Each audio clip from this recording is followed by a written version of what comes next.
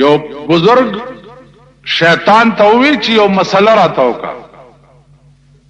شیطان ورته وی چې بزرگ صاحب زما مسلې خو ټولې داسې دي چې خلق ته کافر شي. هغه من يهده الله فلا مضل له، چاته چې خدای هدایت کړی هغه ته نشي گمراه کولی. خو هسې نن مې شوق پیدا شي چې د شیطان نوم یو مسله واورم. شیطان ورته وویلې چې ښه ده نو په خدای قسم چې ستا دومره ښه نیت دی نو زه به هم درته ټیک مسله وکړم، غلطه به درته نه کوم. وی ګوره ته خو پیرې خلق د لاسونه صفایي، خپې د ښکلوي، سجدې درته لګوي، لوی ولی او بزرگ. خو پیر صاحب یو نصیحت مې واوره چې داسې چرې ونه وی ګورئ چې زه هسې نه چې د مریدانو په غرور کې راشي چې زما لکونه او زرګونه مریدان دي او زه خو جوړ ډېر لوی سړی یم. نو وی پیر صاحب چې داسې چرې ونه وی چې زه ټکی ونه کی او کدی اوویلی چې زه نو داسې بشی لکه چې زه. شیطان ورته وایي چې کدی اوویلی چې زه نو داسې بشی لکه چې زه. ما 6 لکه کاله د خدای عبادت کړو، 6 لکه کاله. په دې ځمکه مې داسې ځای نه دی پرېښی چې زما د سجدې نه دی وتی. او یو ټکی مې وکړو، یو ټکی چې الله راته ووایي چې آدم علیه السلام ته سجده وکړه. نو ما ورته ووایي چې قال انا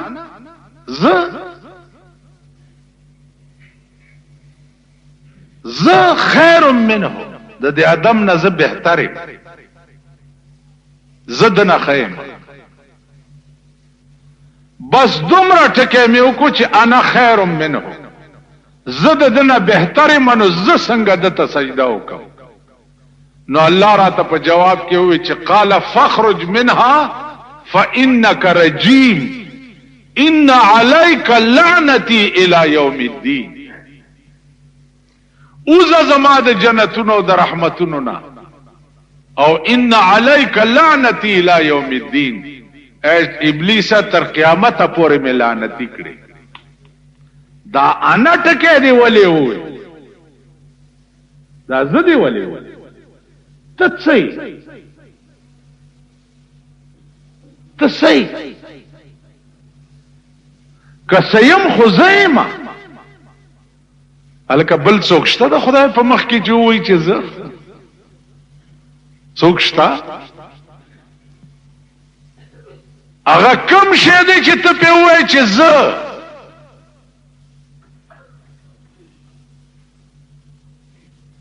نو زما عزیزانو دا زه ټکی چې دی نن ستا ټول ملک تباه کړو. اوس هغه زه ټکی بیا شروع شوی، هر یو چې راشي رونو زه به داسې، رونو زه به داسې، رونو زه به داسې. نو نتیجه به ګورئ، او داسې بدتره نتیجه به ګورئ چې الله دې امان راکړي.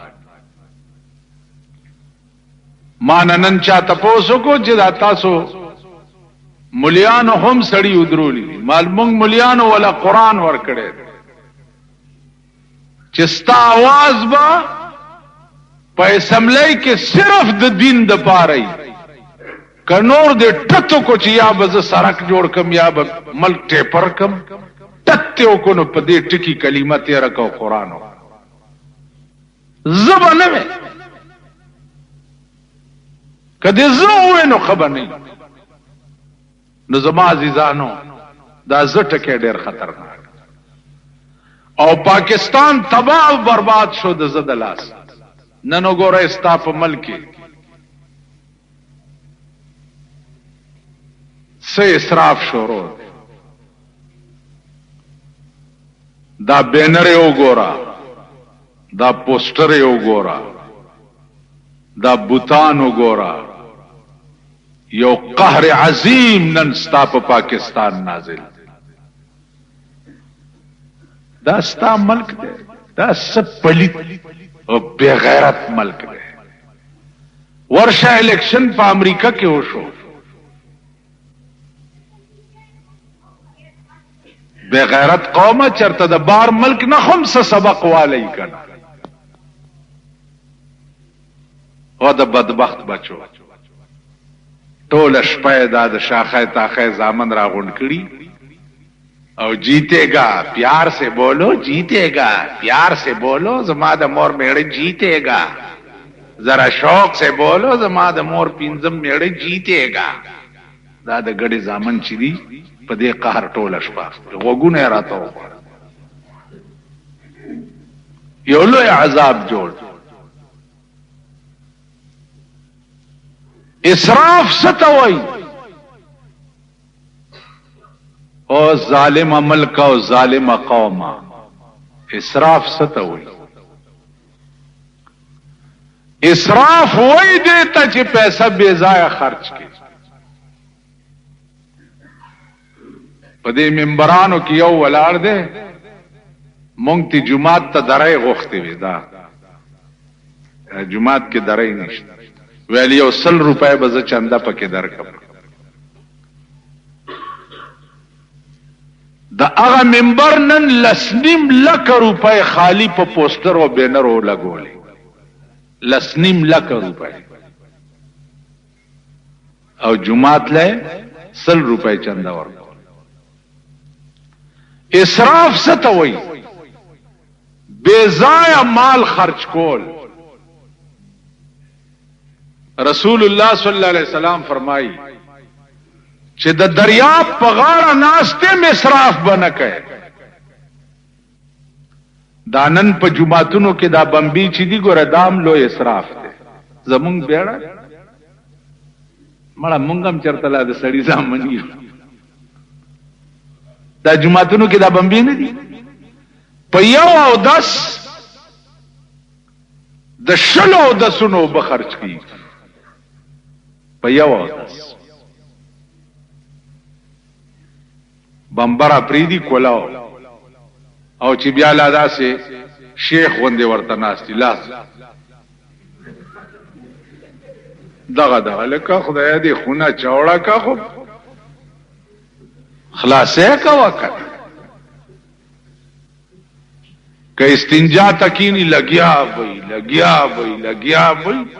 تب وای چې چرته کند کني که سبلا کوي خانه دې خراب شي نو په یو او 10 د شلو او د سونو په تبا کی په یو لوټا استنجام کیږي او 10 یو لوټا دا بمبه دا لوی عظیم اسراف ته ستا په دې ټولي جمعات دا ټوله بے ځای خرچ نو اسراف وای دی ته چې سړی مال بے ځای خرچ یو سړی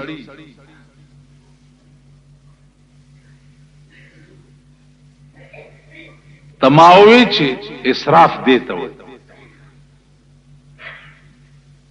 ما ته وی چې دا مونږ ګيري مری چې کلو مالګيره چې کله کمه پیسې چې نایله په ګيره کلو ورکه دا اسراف ده ځکه چې ګيري کلو باندې پیسې ځکه نه لګي چې ګيره به پرې دی کنه کله کو به نه نو کمه پیسې چې په ګيري کلو نایله ورکه دا اسراف ده نو دا څومره دولت او پیسې تاسو په ملک کې وګورئ دا ټول اسراف دا نن چې ستا ملک کې پوسټر چاپ دي چې مونږ به د غربت خاتمه کوو د غربت خاتمه وکړو غربت خاتمه چې دا چې خدای نه کړي د غربت خاتمه ته نشي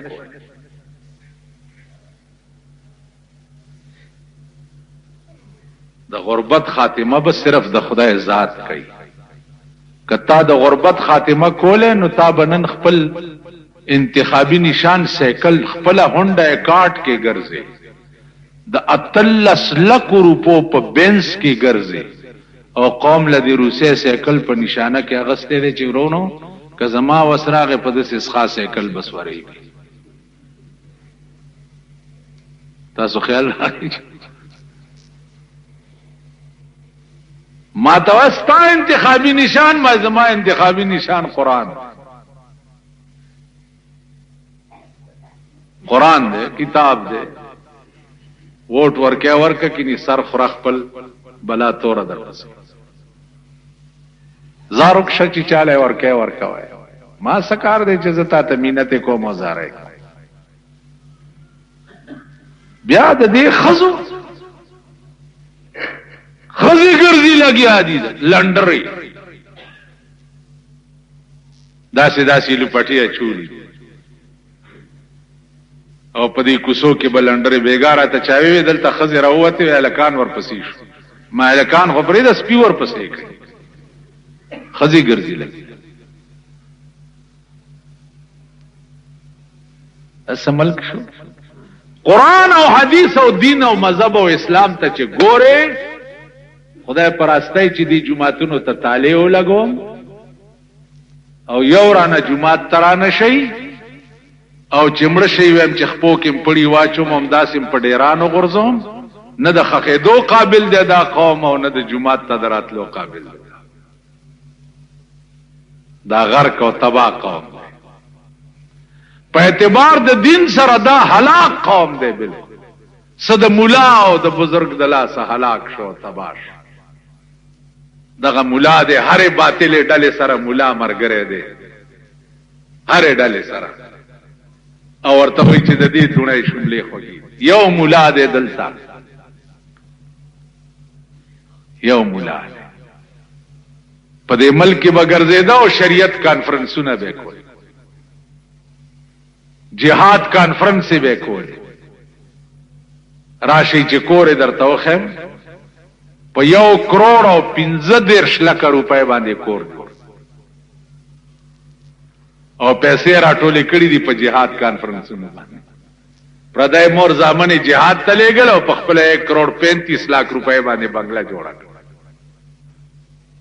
نو زما زیدانو زمونږ د لاسا وہی دل کے پپولے جل اٹھے جگر کی آگ سے اس گھر کو آگ لگ گئی گھر کے چراغ سے نن زمونږ د لاسا دین تا او اسلام تا اور لګې دلې مونږ هغه لوی مسرفین یو چې زمونږ بیړه تباہ ده مونږ غرق یو د پیغمبر یو سنت تسپک قتل سړی پټکی کافر شي. مرزا بیدل یو شاعرو چای اشعار واوریدنو خیال کړي چې دا خو ډېر لوی بزرګي دا دومره خخ شیرونه ویلي چراغ تپوس یو کو چې مرزا بیدل دلته کم خلوت کې ناشته یا جمعات کې خلق ورته خلوت جمعات نشته ده هغه وګوره مخامخ د نئی دکان کې ناشته ګیره کلای لګیا چې ورغه داسې ورته وکړه نیمه ګیره کلا و او نیمه پاتې و ورته وی چې مرزا بیدل سماری شرا مې تراشی ته ګیره کله اشعار څنګه وې غوړې زیړې خبرې کې او کله ګیره نو مرزا بیدل ورته وی چې مریش را مې تراشم لیکن دل مخلوق را نه مې خراشم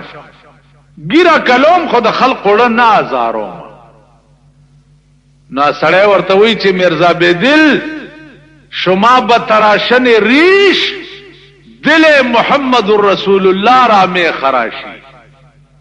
ته چې ګیره کله ته د جناب محمد رسول الله زړه لګیا زخمی کې مرزا بیدل بیهوش پرېو نیمه ګیره کله او نیمه پاتې او بیهوش چې پوش کې راغې نو سړی د مړی نه ونیو ورته وی جزاک الله کې چشمم باز ساختی جزاک اللہ کے چشمم با ساختی مرابا جان جان ہمرا ساختی وسڑیا خدای دی تعالی ډیر لوی جزا درکی خدای دې در سره ډیر نیکی وکي تا خو مال داسې نصیحتو کو چې په دې عمل کوم د جناب محمد رسول الله سره دې ملاو کړم. نو عزیزانو نن استعمل ټول اسراف ټول ملک اسراف په واده کې وګوره ټول واده اسراف په مړی کې وګوره ټول مړی اسراف هیڅ پیسہ د ملک او د قوم چې دا اپ خپل ځای کې نه لري که حکومت ده سیاسی رشوت په تور باندې د قوم او د ملک خزانه تباہ او برباد کړه که د قوم سره پیسې او دولت دي بے ضایع به کروڑونه او لکونه روپۍ لګي دلته د یو سړی کور جوړ دی 75 کروڑ روپے پہ لگی دی کروڑ پہ جا نہیں کروڑ پہ جا نہیں 50 کروڑ روپے پہ یو کور لگی دی 50 کروڑ مونږ جماعت جوړولو ورته مې چې لکه دي کې څه چندا ورکه ماته وی مولا صاحب لوګي واله لوګي ویلو عالم ولتا خو به بیګار وټه خړلی ز بیگانه اوګه ما 50 کروڑ روپے کور دا ستاد ملک حال اوس دغه کروڑ پتیان او لک پتیان او عرب پتیان روچت شي په دې غریب قوم څه لوبه کوي لګیا نو بل ورځ می یو جلسه کې وی مال والله العظیم چې تاسو ټول به جنت ته ځئ ټول دا عوام به ټول جنت ته ځي او مونږ به دوزخ ځکه چې مونږ څه وایو هغه کوو نه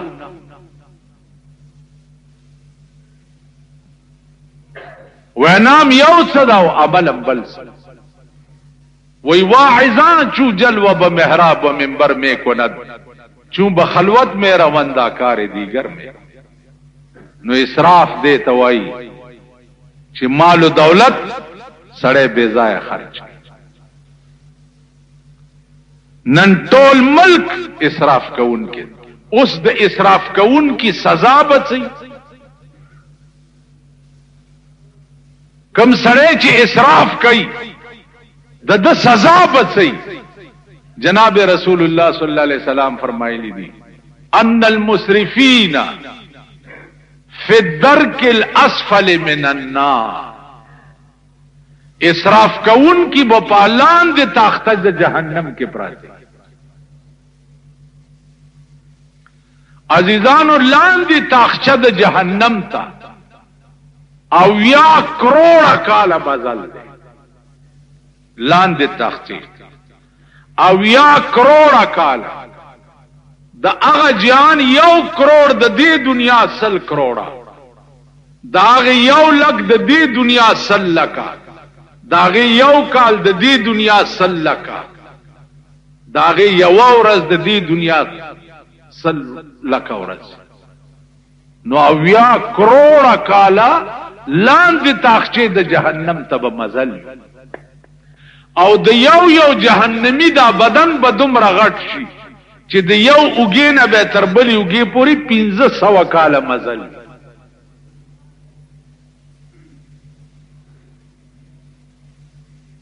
دا بد اسراف کوونکو انجام نو الله دې امان راکړي عزیزانو څه حال په دې ملک روان دی دو هلاکت استاد ملک په سر ولاړ دي دو ہلاکت یو مشرق او یو مغرب پاک رب دے کرم او مہربانی ہوگی مونږ به مشغول یو د الیکشن په مزو کې او اسنه چې یو عظیم قهرم په سر مسلط شي پزان پویم نه یو د بل قهر لا می چرته راغی. قوم ټول ودو په عذاب گرفتار دی. نو د دې وجنا د رسول الله صلی الله علیه وسلم مشن چې د قران کریم د نزول په وخت کې هغه داو چې صحابه ته د دې ترغیب نه ورکولو چې عزیزانو چې تاسو مسلمانان شئ نو زه بدر ته کورونه خ جوړ کم یا د جنې جو غندې بدر تم چې سات مرلس کیم چې د چا کور نشته کور به کور د خپل کور مران شو ورپس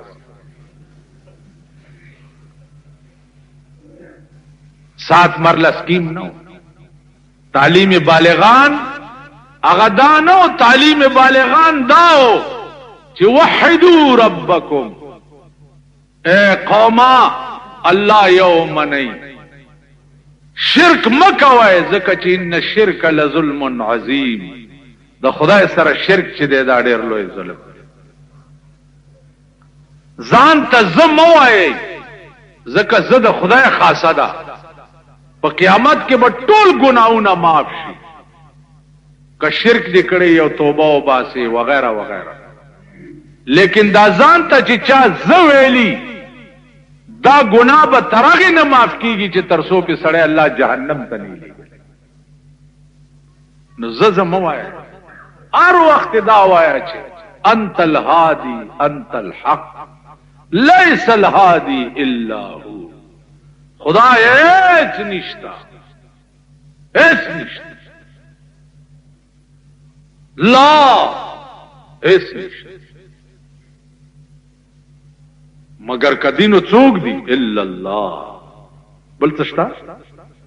اس د لا معنا دا اس نشته الا مگر ته ځکه یو ورځ په دې کائنات قدرت راوړي چې کل من علیها فان ويبقى وجه ربك ذو الجلال والاكرام اور سب ختم ويبقى وجه ربك ذو الجلال والاكرام استاد پروردگار ذات به باقی نو د دې وجنا عزیزانو کوشش کوئ د اسراف نه ځان بچ بے ځای پیسې م لګوئ زمونږ د واسه خدغه کیږي چې دا سم واورید او سو ویلې شو واخر دعوانا ان الحمدلله نو زم وای هر وخت دا وای چې انت الهادي انت الحق ليس الهادي الا هو خدای هیڅ نشتا هیڅ نشتا لا هیڅ نشتا مگر کدینو څوک دی الا الله بل تشتا اس د لا معنا دا اس نشته الا مگر ته ځکه یو ورځ په دې کائنات قدرت راوړي چې کل من علیها فان چې کم قوم دا الله نه سرکش او باغی شي نو پاغي باندې عذاب راشي دا عذاب بیا مختلف شکلونه وي کله عذاب په یو رنگ کې پراشي او کله عذاب په بل رنگ کې پراشي بیا چې ټول قوم خدای تراجی شي نو دا الله عادت داده چې راغله عذابم ته نه واپس بوس بل د خدای دا عادتم ده چې پیغمبران علیهم الصلاۃ والسلام چې دي دا دا اللہ مقبول ترین بندگان پر ټول کائنات کے دا پیغمبر نہ اوچت مقام دا بل چا نہیں نو کلا کلا دا سے چلم شوے چې یو معمولی غندے خبره باندې اللہ تعالی پیغمبرانو تم تنبیہ کړي یونس علیہ الصلوۃ والسلام چو ډیر لوی جلیل القدر پیغمبرو داغه قوم باندې چې څو وخت کې الله اراده وکړه د عذاب راتلو نو یونس علیہ السلام ته خدای پاک ویلې چې ته یو طرف ته شه.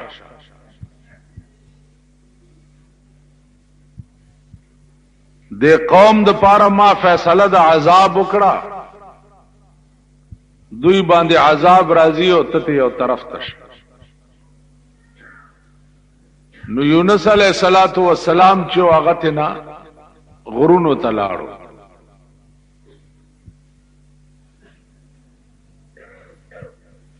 چې غرونو ته لاړو نو د قوم چې څو وخت کې آثار د اسمان ولید نو پوه شو چې دا د یونس علیہ السلام خبره چې و دا خو رښتیا وه او والله چې عذاب را روان دی.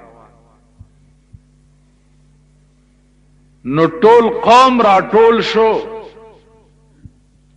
او د کلی نه بار یو ډاګه ته وته او ټول خدای ته سر بسجود شو چې یا الله مونږ استاد پیغمبر نافرمانی کړې ده، خدای معافي غواړو، مونږ معاف کا. اراغل عذاب ته نه واپس لاړو.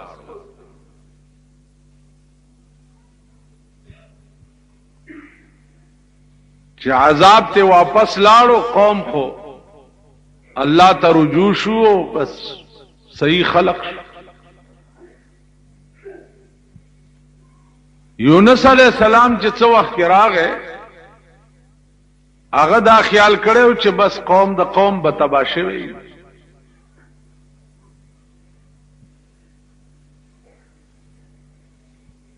چا ورته لاره کې وی چې هغه باندې خو عذاب راغلی او خو هغه عذاب ته واپس لاړو،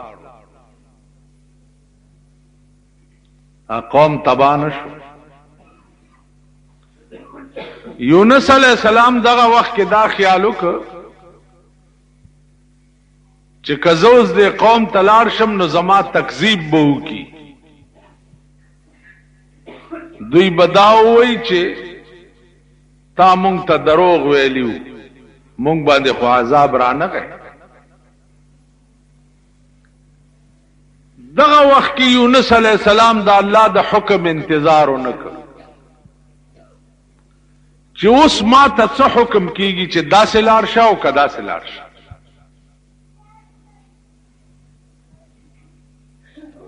نو دی روان شو مخ په دریاب باندې او خیال یې وکړ چې د دې دریاب نه هغه غاړه به لاړ شم او هلته به وخت تېروم.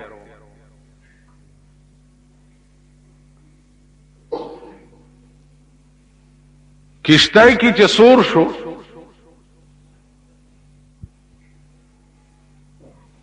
کشتۍ روانه شو چې د دریاب منځ ته ورسېده نو کشتۍ ونښته.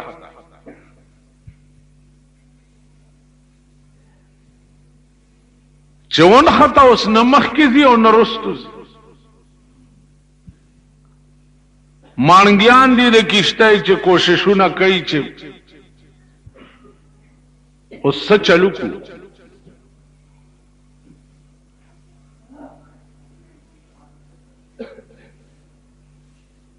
आवाज وشو چې په دې کشتۍ کې د مالک نه څوک باغی را تښتېدلی دی. نو دا کشتۍ به تر هغې نه روانېږي چې تر څو پورې هغه باغی تاسو دې سیند ته نه غورځولی.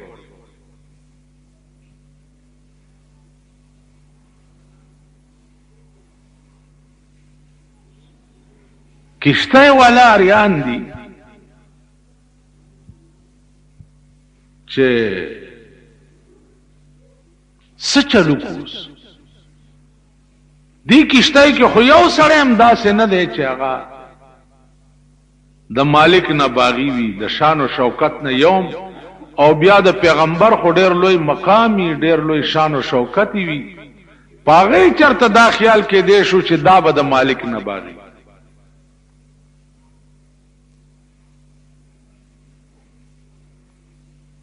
یو تا ګوري بل تا ګوري بل تا ګوري،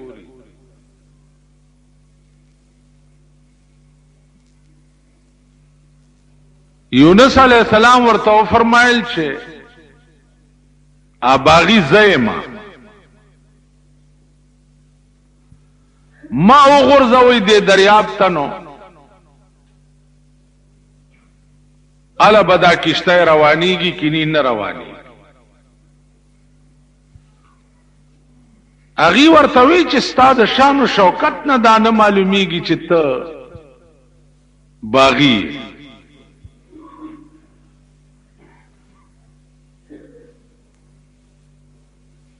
یونس علیہ السلام ورته فرمایل چې په خدای قسم کا زم نیم لړا کړي چې ترغه پوره دا کشته روانه نشي ډېر وخت پکې تیر شو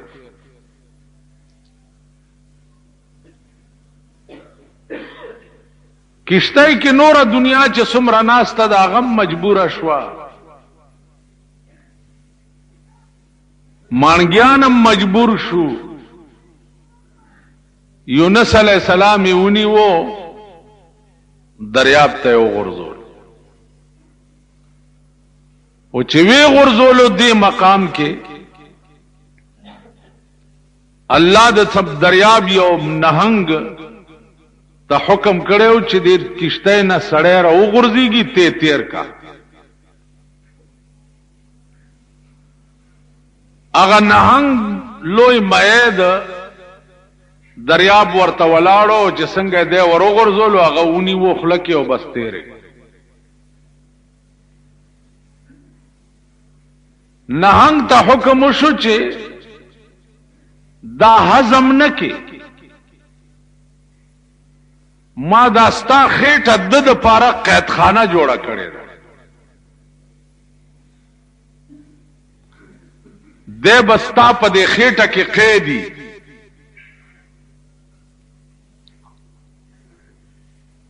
تاسو خیال را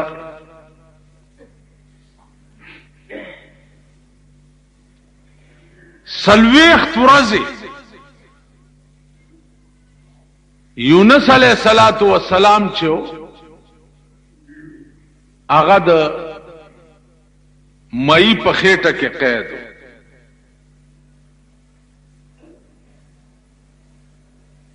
دا وخت کې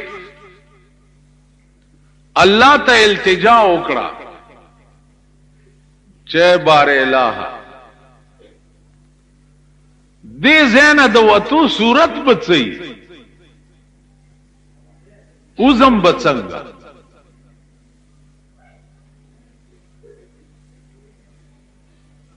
نو الله ورتا وظیفه او خدا چې زما د گرفت او د پکړ نه چې نجات غواړي نو د مئی په دې خېټه کې دا وظیفه شروع کا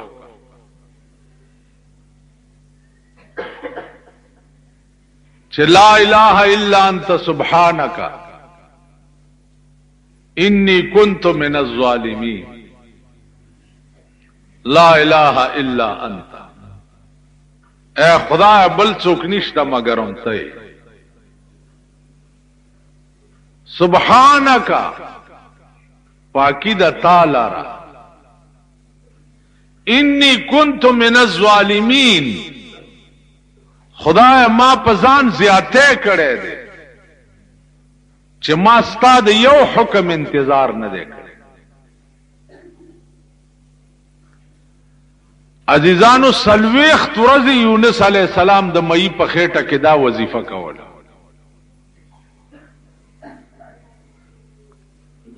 اندازه وکي د ځان سره چې یونس غوندي جلیل القدر پیغمبر خالد داس تلونه داس روان شو دا الله د اراده بغیر او سلويخت ورځ د مئی په خېټه کې قید شو نن ستا ټول ژوند د الله د اراده بغیر روان دی چې تب څومره موده په جهنم کې قید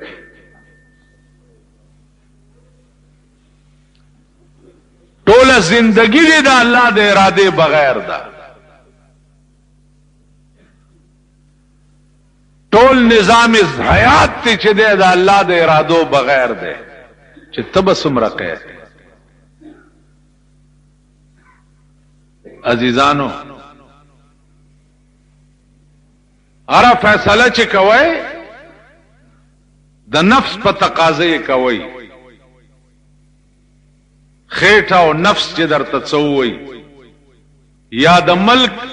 ذاتیات چې درته څووي نو اره فیصله د هغې متعلق کیږي به در سره څه. په خدای مې دې قسمی چې داسې په وینو بجاړی، په وینو چې عمر لبم جړا څوک رکاولی نشي، په وینو بجاړی.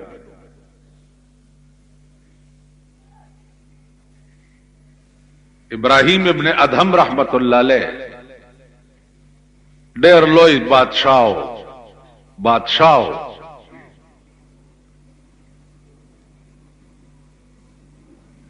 د شپې په پالنګ کې پروت دی.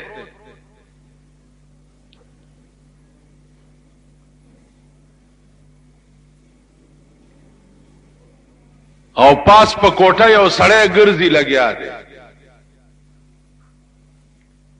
ابراهیم ابن ادهم ورته وې څوکې؟ وې صاحب زه اوښانو والا یم، اوښ رانه ورک شوی. بادشاہ ورته وی چې او بدبخته دا د بادشاہ محل دی، دلته بنی آدم نشی راتلی، نو پاس په کوټه اوښ د کوم ځای نه راغی؟ او خانو والا ورته وی چې بادشاہ قبله عالم دلته پاس په کوټه اوښ نشی راتلی؟ وی نه دلته سړی نشی راتلی. ویل نو کدل ته اوښ نشی راتلی او ناممکنه ده، نو دام ناممکنه ده چې ته پروت په پالنګ کې او आवाज کوي چې زه خدای لټوم. په پالنګونو کې چاته خدای نه ملاويږي.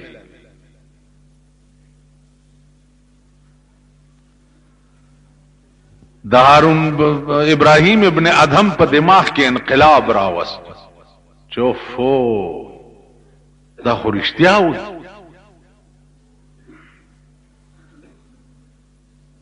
ټوله شپه یې ویښه تېره کړه. سهار چې دربار ته راغی ناست دی، وزیران مزیران ورسره ناست دي.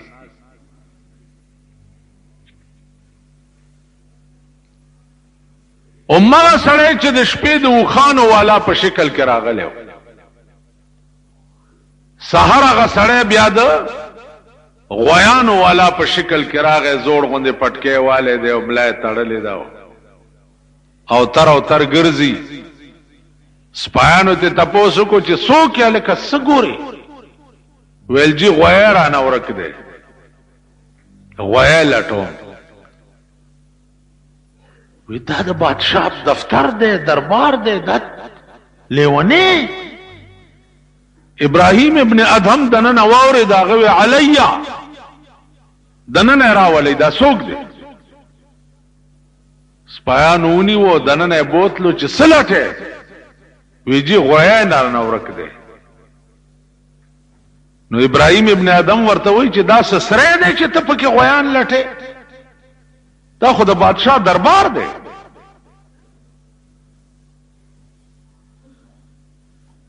نو سړی ورته وی چې د سره من غواړم څه خبره کولی شم؟ وی چې ووایه. وی دې دربار کې تا نه وړاندې څوک و؟ وی زما پلارو. وی هغه نه وړاندې څوک و؟ وی زما نیکه و. وی چې اوس څوک دی؟ ویل زه یم. وی تا نه پس به څوکي؟ پته نشته که زما زوی نو شاید چې هغه به. وی تا څنګه ووی چې دا څه سری خو نه دی چې غویان پکې راځي؟ سری څه ته وایي؟ سری هم دې ته وایي چې زوړ مسافر ته لاړ شي او نوی وله راشي. نیکه دې لاړو پلار دې راغی، پلار دې لاړو ته رالې، ته به هم تې نن سبا کې لاړ شي بل به وله راشي.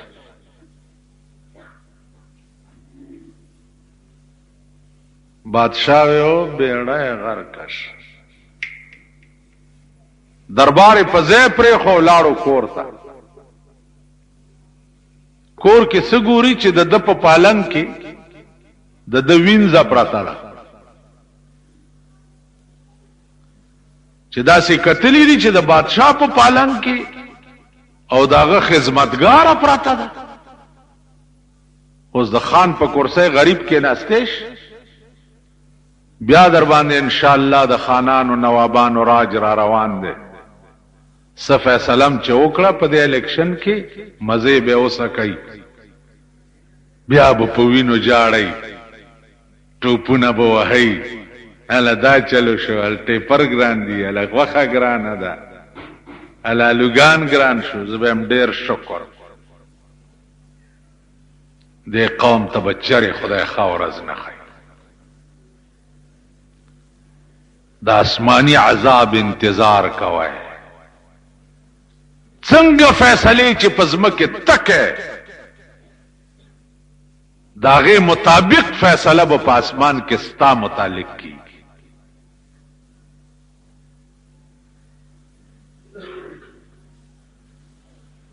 څنګه فیصلې چې کې د هغې موافق فیصله به په اسمان کې ستا متعلق.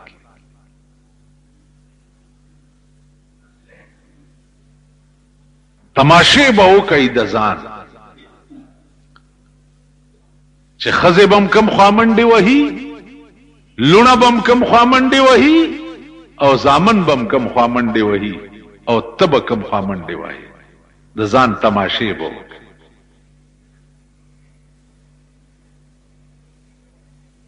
نو عزیزانو عرض داو چې ابراهیم ابن ادهم د بادشاہی نشه په دماغ کې وا،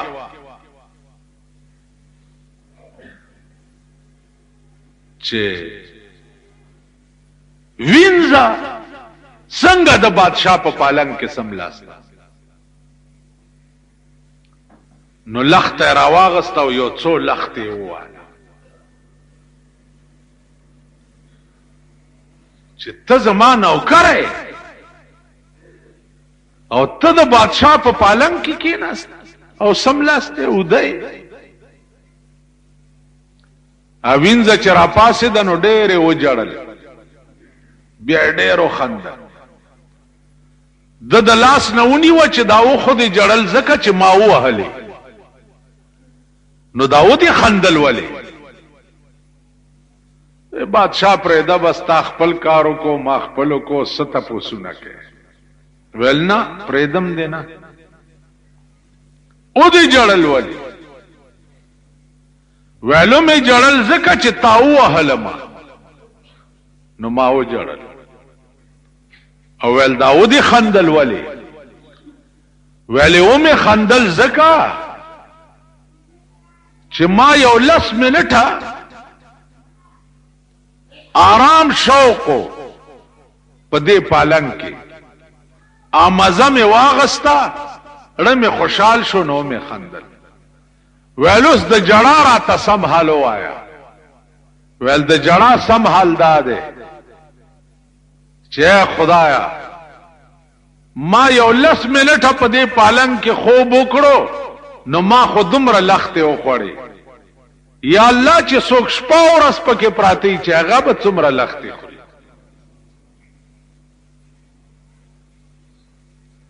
د پالنګونو او د کرسو مزې د دې د لختو انجام بم ګوري چې دوی به لختې څومره خوري.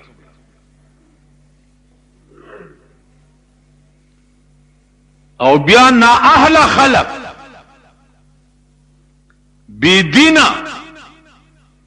د دین نه باغیان خلق چې د چا په برکت کرسو ته رسیدلی دي، د دغه خلقو انجام بم وګورئ چې د دوی انجام بچي. نن قوم ته وګوره، دای چاته نه دي کتلی چې دا سړی منځګزار دی، دیندار دی، نیک دی، ښه سړی دی، دې ته نه دي کتلی.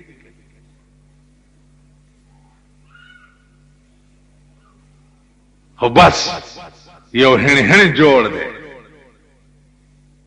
نو هغه هڼ تماشې به تاسو کوي او زیات هڼ چې دی د غریبانو جوړ کړو. ان شاء الله نه بم ریړې پولیس پریدي، نه بم چابړي پریدي، نه بم دکانونه پریدي او نه به تنه خاورس کولش. تاسو به د ځان تماشې دا غریبان چرته د سټای زوی دی، دا غریب دی، ټول کنجر توپ دی غریبانو جوړ کړ. بیا برا منډې وهي چې اله ریړه نه پولیس مې زه به هم ډېر شکر سمای نیولې کړ، الارور می پولیس نیولې زه به هم اله خزه می پولیس بوتله زه به هم ډېر ښه کړي چې نکاح پې وتړي پولیس. د قوم تماشې به د ځان وکړي. تاسو د چا شخصیت ته نه دي کتلی، نیک او دیندار هم نه دی کتلی، د دنیا بی دینو پسې منډې والی دي. نو کما تکونون یؤمر علیکم، چې څنګه یی داسې به در باندې امیران راځي، داسې به در باندې حکومت راځي. ستاسو څه خیال دی چې په پاکستان به ګینه اوس داسې حکومت راشي چې تاسو ټول به چرګان خورئ، ټیپر خورو. په پاکستان به داسې حکومت راشي تاسو ټول به د سرو زرو مولی شئ.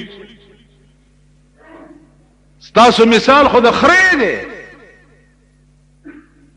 د خرې مثال هم دی.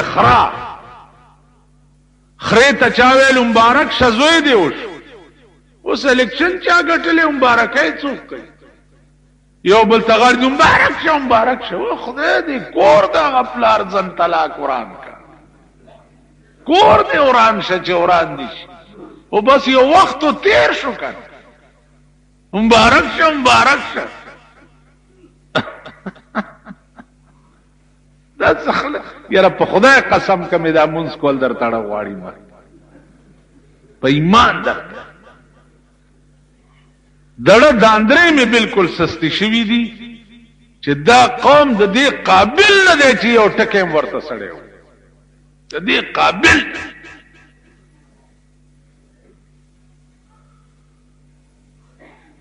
خرې ته چا ویل مبارک شه زوی دی وشو، هغې ویل ویل مبارک شه زوی دی وشو. ویل بلا توره ورپسې خو خپل پیټې به وړي او خپل به وړم کړ. د خرې زوی د خرې بار وړي،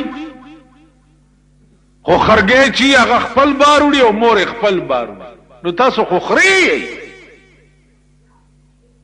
ووټم که د دین په نامه نه یې ورکړی او په دې نیت هم نه یې ورکړی چې دا سړی به په اسمبلی کې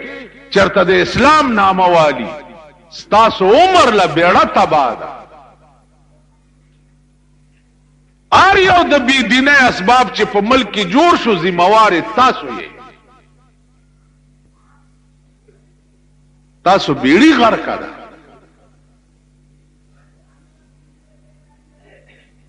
هر یو قوم ځان جوړی.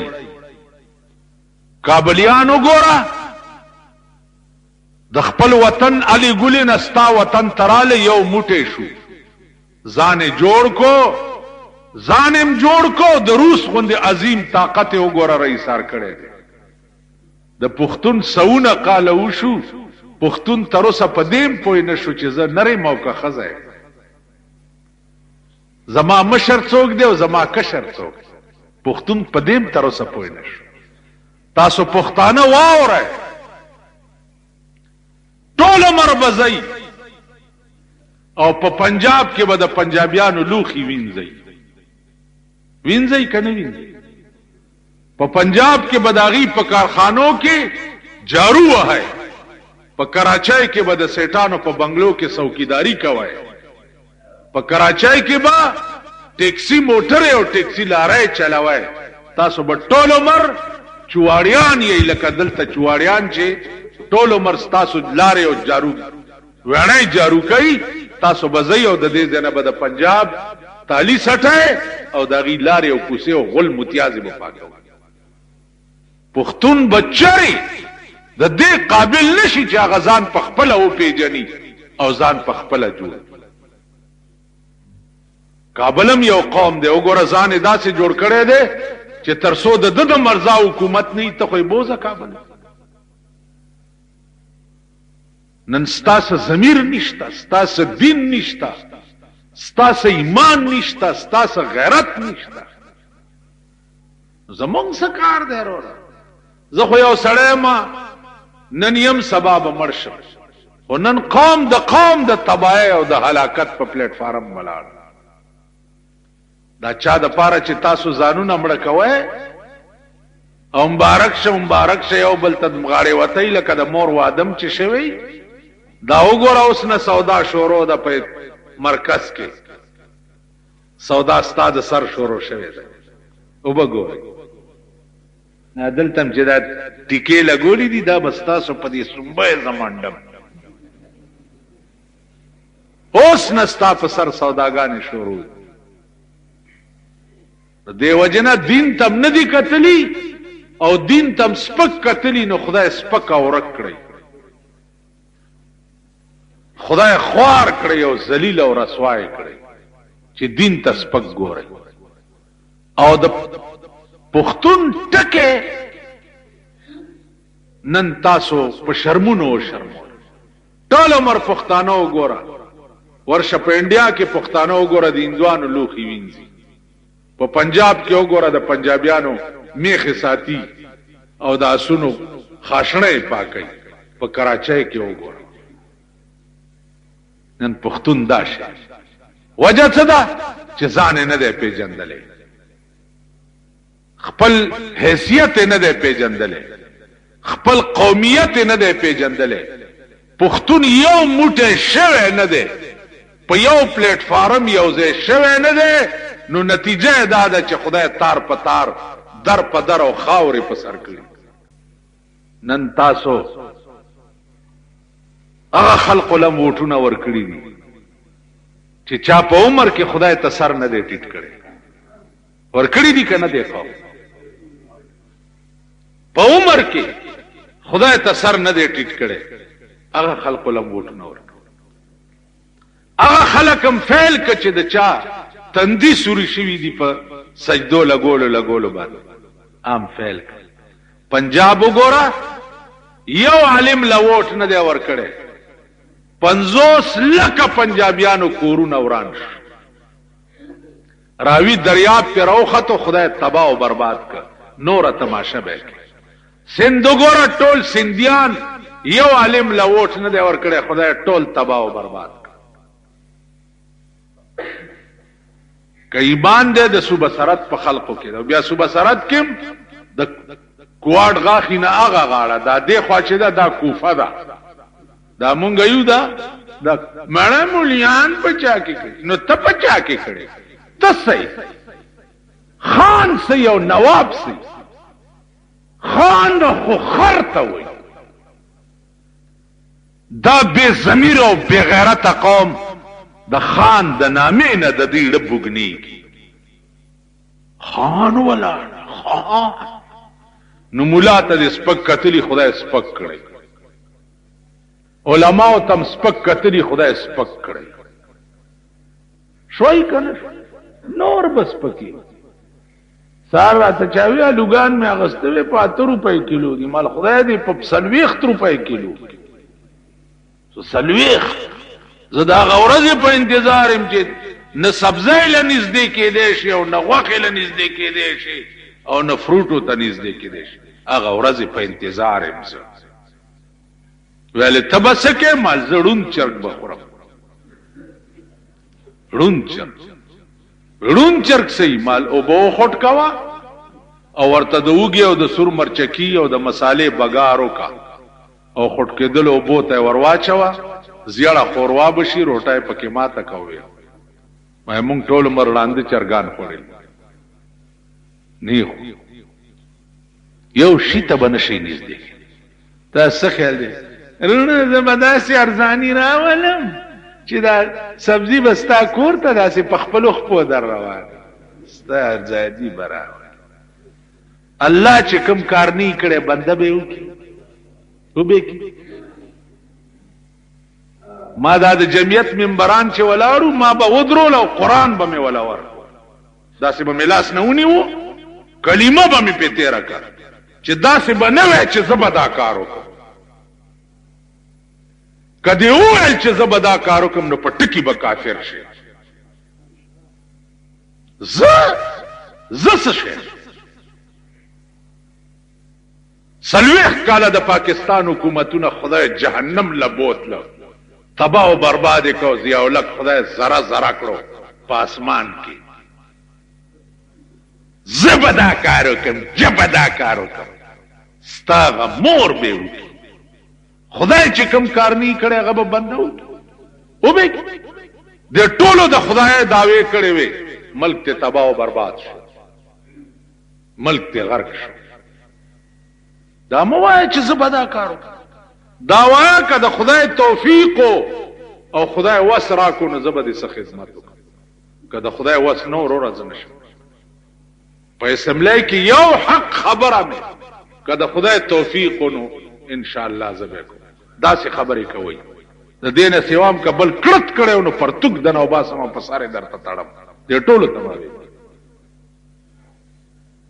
زبدا کارو تا تا ګورو کار کولو تا ګورو بټو نو ویلی چې زبروټي کپڑا مکان درکم ویلیو کني وی او سملور ولا بیا پاس کړه ان شاء الله سخو بدر کی زي خدای نورم خراب مو تر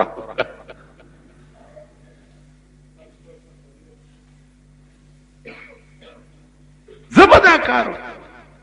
ارس چې کوي په دې سمکه خدای کوي نو صف سلیم چې کړی دي نتیجه انتظار کوي چې څه به در سره کی سم چې کړی سوداګان هم د سر په ټلیفونونو شروع شوي دي نتیجه ته ګوري چې څه بکی الحمدلله ز سپین باز نه منبرای ته ولاړم نه منبر شه ما نه مې د خدای د دې قوم منبر کوي خدای دې د دې قوم ما نه منبر او نه دې د دې قوم خدای ما مشته تو بز ما دا غپلار دا ومه پیړای اوس نه منبرم نه تیم چرایشي او سکارو نشي او یا کارم درته ویلو نو شنو کسه د کوره دی روټای ما راځي خورشي دا قوم دی دا خلک په خبره نه پوي بیا تاسو کته لکه الیکشن چا غټلی دی دا ډزې مولي دا سال دی جوړ کړو دا جلوسونه دی ولې د الکان دار سبټیک ارس خو چې د یو جابر سړی په لاس کې حکومت راشي یو ته وګورم چې الک مانه جلوس راو بس ته په لار باندې بوت بدی نیولې یو روان به جلوس مګي سم په خدای دې چې زستا گیټای ماتې کوم عمر لدی کړم کم چې د کټرانه پانس ازادي د سیاست نه څه شی جوړ دی او مخول دی ازادي د کسو غړیږي او کسو خزر او باسی او کسو لونه راو باسی او کسو پخپلا غړیږي او کسو څه کوي ملک دی وي جمهوریت ملک دی دا جمهوریت تاسو کا پراو نو عزیزانو عرض می داو چې کہ ابراہیم ابن ادهم غوندې انسان د یو وینځ په وینا چې ما 10 منټه په دې کټ کې آرام کو ما دومره لخته او خړې ابراهیم ابن ادم چې تا په کې ټول عمر پروتي چې تبه څومره لخته خړې نو د دې آرام او راحت د لختو انجام بخپل وګورئ چې خپل سترګې پټي انجام ځکه چې موږ دنیا کې دنیا لنه یو پات د دنیا خدای ارادي دي په سوات کې یو اسمبلی منبره ته ولاړو هاډ فیل شو منبري مرګ پاتې دلته یو ځوان الکو ملک جهانگیر صوبایي سبلای تولاړو خلق تلی جلسه ولا کولا او جلسه له خبر ورغه چراشي داغه هارت فیل اراده څوی او ورپې خط شو یو خزي تچاوي چې دا خدای ته څنګه پیژني هغه ول نور خدای راستی کا په پويګه مقمقله خزای ما او په دغه پیژنم چې د شپې می اراده یو څکړي او سار را پیخ بل څه اراده می یو څکړي او را پیخ بل څه نو په دغه پیژنم چې یو داسې طاقت په دې ځمکه او اسمان کې شته چې زما اراده تیز نه اسکی